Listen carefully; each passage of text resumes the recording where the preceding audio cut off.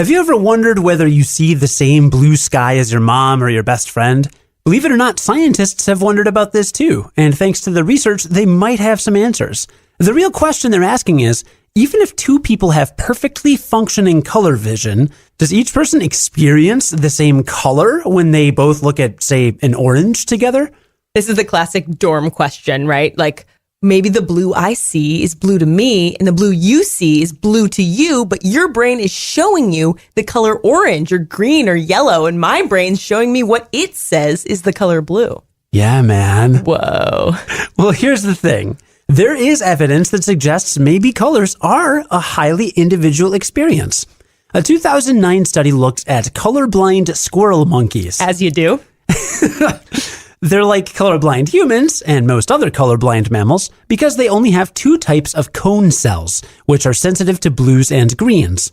So the monkeys can pick out blue and yellow dots from a field of gray dots, but they can't tell red ones apart from green ones. Well, most of them can't.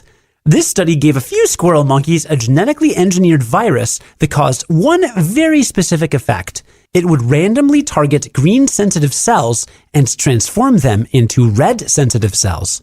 That's a type of cell no squirrel monkey is wired to process.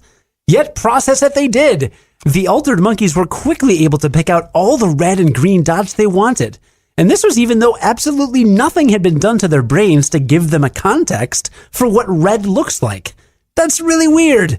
It'd be like if you were able to make a black and white film vividly Technicolor just by playing it on a color TV. The monkeys' brains adapted to this new type of information really quickly.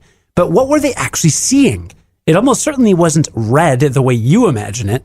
The kicker is that this kind of thing probably also applies to humans, with our three types of color detecting optical cells. Every brain encounters blue, green, or red for the first time at some point, and that's probably the same time that your brain decides on what the actual perception of that color is like.